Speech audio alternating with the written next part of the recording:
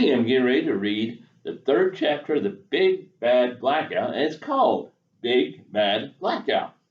Beep, beep, beep, honk. Stink and G ran to the front window. The rain made a Morse code of dots and dashes on the pane. Wind bent the trees sideways. A yellow Mini had pulled into the driveway. A red kayak was strapped to the roof. Grandma Lou's here, called Judy and Stink.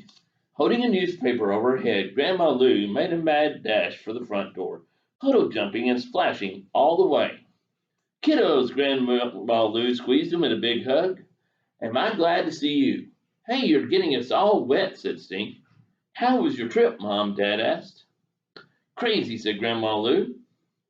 The waves are way high and there's flooding in the streets. Everybody's heading inland, so the bridge was bumper to bumper traffic all the way. We're glad you're here safe and sound, said Mom. Come on in and dry off. First things first, said Grandma Lou and reached into her tote bag. Then she pulled out a wet pug and set him on the floor. Pugsy, cried Judy and Stink. Pugsy shook himself off. Kids, keep an eye on Pugs for a minute. Be back in a flash. Grandma Lou dashed through the grain to her car again. Pugsy jumped and bounced and ran through the kid's leg, playing tag. Wonder who else she brought, Mom said, moving aside the curtain to see. Grandma Lou came back with a critter keeper in each hand. This is Milo, she said, holding up one of the crates. Two black eyes, a pink nose, and a black and white striped face peered out. P.U. skunk, yelled Stink, pinching his nose shut. He's not a skunk, he's a ferret, said Grandma Lou. And this one, she said, holding up the other carryall, is Candy Cane. Snake, yelled Stink. Everybody backed up. Don't worry, she's friendly, said Grandma Lou. She's a corn snake. A corn snake named Candy Corn? Stink asked. Weird. Candy Cane, said Stink. I get it because she has red and white stripes. Somebody sure got pranked when they looked in their Christmas stocking, said. Hey, wait. The snake's sleeping in your room, right, Grandma Lou? Sure, the snake will make a good foot warmer, Grandma Lou teased. So you brought a zoo, said Dad. Anything else we should know? I know, I'm sorry, said Grandma Lou. I'm sitting. I'm pet sitting.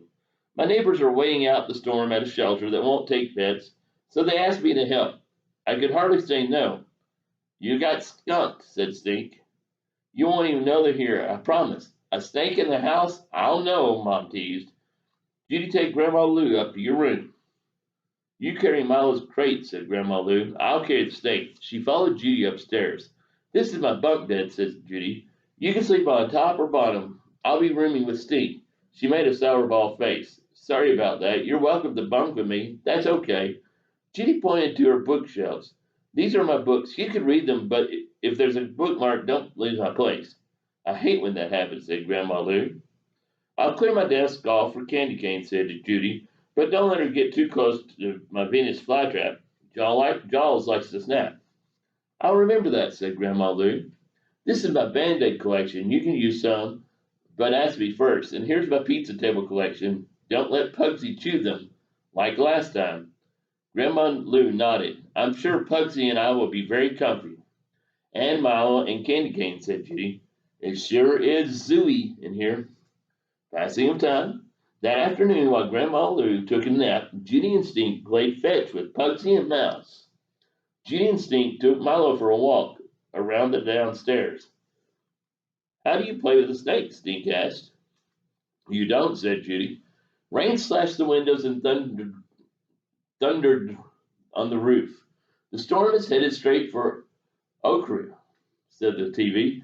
It could hit land in the next few hours. When Grandma Lou woke up, she helped Judy and Stink write a message in a bottle. It said, come over after the storm in secret code. G ran outside and set it free in the storm drain. It should reach Rocky by tomorrow, she told him. All of a sudden, the lights blinked off, on, off, on. Thunder rumbled low like a car engine, and lightning cracked the sky. The lights flickered, the lights dimmed, the lights came back on. Stink looked at the ceiling.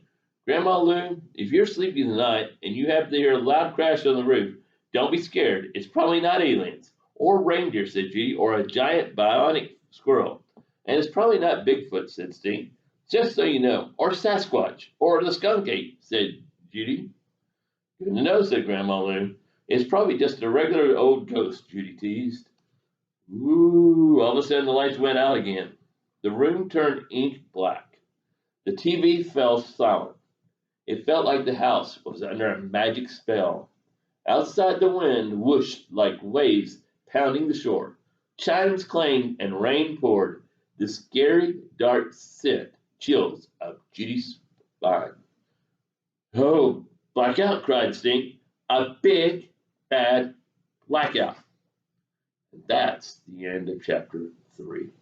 Hope you have a good rest of your day.